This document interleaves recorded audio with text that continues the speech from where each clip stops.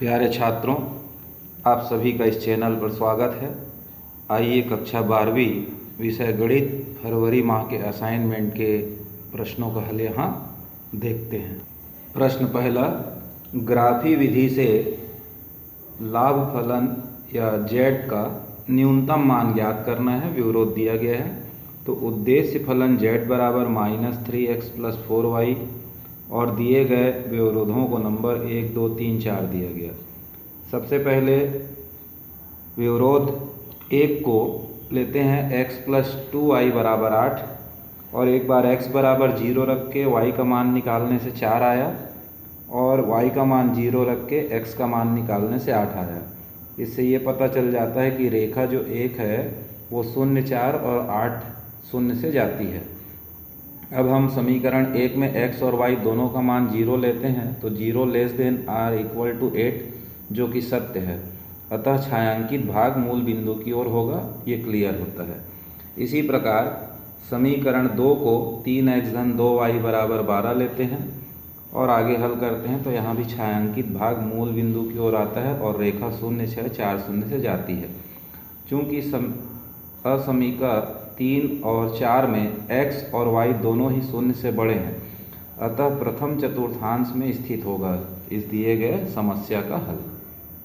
फिर हम प्राप्त बिंदुओं के आधार पर एक ग्राफ खींच लेंगे और ग्राफ खींचने के बाद समीकरण 1 और 2 में छायांकित भाग मूल बिंदु की ओर था और हल प्रथम चतुर्थांश में, तो इस प्रकार से A, O, B, C हमारा हल क्षेत्र प्राप्त होगा। अब चूंकि चित्र में हम देख रहे हैं समीकरण 1 और 2 बिंदु C पर प्रतिच्छेद कर रहा है, तो उस मान को ज्ञात करने के लिए समीकरण 1 और 2 को व्रज गुणन विधि से हल करने पर x बराबर 2 और y बराबर 3 प्राप्त होता है। तो c बराबर 2, 3 मिला। अब देखते हैं कि छायांकित भाग के जो शीर्ष हैं वो a, 0, b, c है। इस पर हम उद्देश्य फलन z बराबर -3x + 4y पर प्रत्येक शीर्ष बिंदुओं को रख करके z का मान निकालते हैं। तो z का मान 16, 0, -12, 6 प्राप्त हुआ, जिसमें -12 सबसे छोटा मान है। अतः कह सकते हैं कि z बराबर -3x + 4y का न्यूनतम मान -12, x बराबर 4 और y बराबर 0 पर होगी। यही हमारी समस्या का हल होगा। ठीक है। प्रश्न क्रमांक भी, ग्राफी विधि से रैखिक प्रोग्रामन समस्या को हल करना है। इसमें अधिकतम मान ज्ञात करना है। तो उद्देश्य फलन लिख लेंगे, दिए गए अवरोधों को 1, 2, 3 नाम देंगे और इस प्रकार से आप स्क्रीनशॉट लेकर के इसको नोट कर लीजिए।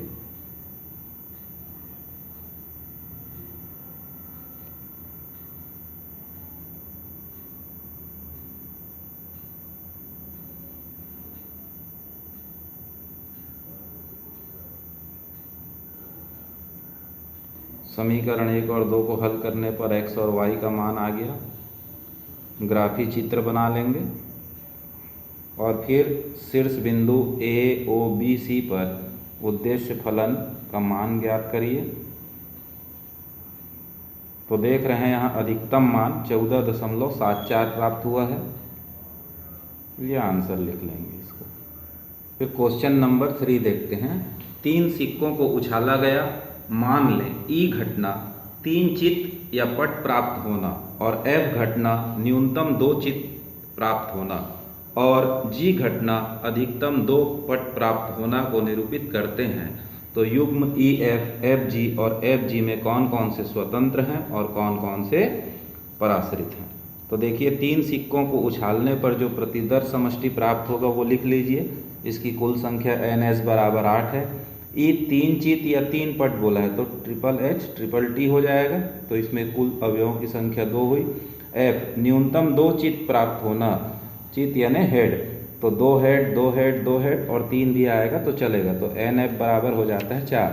G घटना को बताया गया था अधिकतम 2 पट प्राप्त होने की घटना, यानी 2 से ज़्यादा T नहीं होना चाहिए।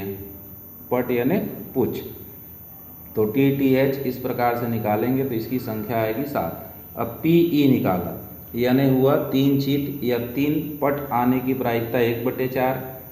फिर PF निकालेंगे तो ये हो जाएगा NF/NS 1/2, यानी न्यूनतम 2 चित्त प्राप्त होने की घटना। फिर पीजी निकालेंगे, उसका मतलब होगा अधिकतम 2 पट प्राप्त करने की घटना, जो कि 7/8 है। अब ई सरनिष्ठ एफ देखेंगे तो इसमें एच एच एच मिला यानी 1 आया, तो पी ई इंटरसेक्शन एफ निकालने से मान मिला 1/8। अब पी ई पी एफ जो कि मान निकाल चुके हैं उसको हल करने पर भी प्राप्त होता है 1/8। तो इक्वेशन 1 और 2 से देखते हैं कि P intersection F is equal to P E into P F. अगर ये कंडीशन अप्लाई हो जाता है तो घटना स्वतंत्र होगी, यानी ई एफ स्वतंत्र युग्म है। फिर देखेंगे ई इंटरसेक्शन जी, तो इसमें भी एच एच एच मिला, इसका वैल्यू निकालने से 1/8 आया। और पी ई पी जी को सॉल्व करते हैं तो 7/32 आता है। तो 3 और 4 से हम देखते हैं P E intersection G is not equal to P E into P G, therefore ये डिपेंडेंट होगा यानी पराश्रित है। फिर एफ इंटरसेक्शन जी निकालिए, तो यहाँ देखेंगे एफ इंटरसेक्शन जी में अवयवों की संख्या 4 है, इसलिए एफ सरनिष्ठ जी की प्रायिकता 1/2 और अलग अलग उनकी प्रायिकताओं का गुणनफल लेने पर मिलता है 7/16।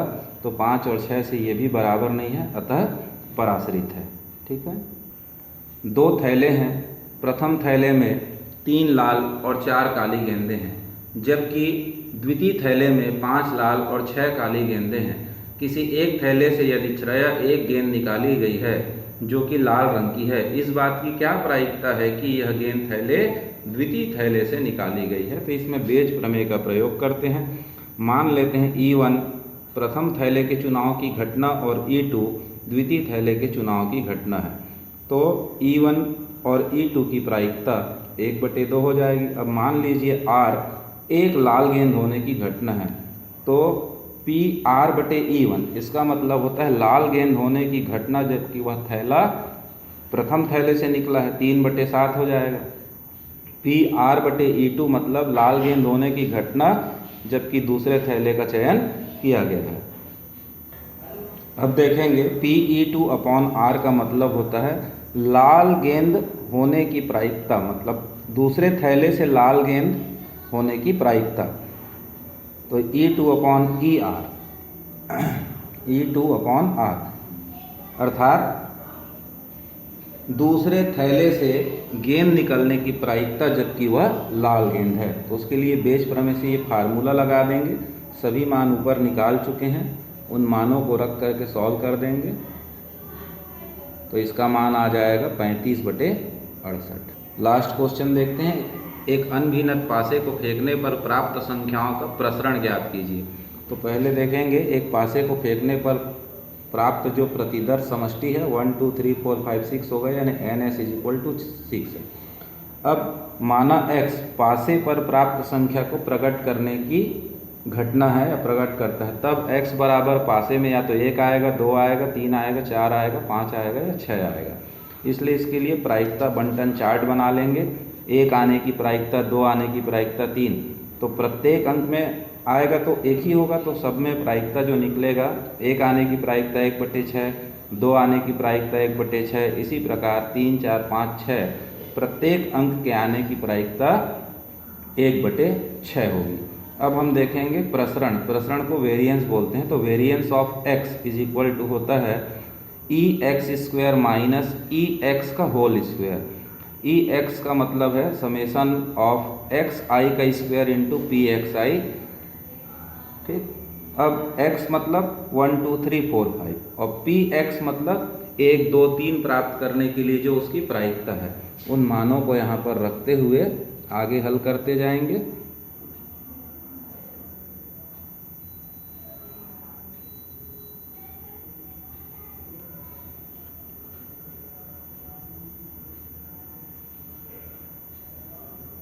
तो 35/12 इसका आंसर आएगा।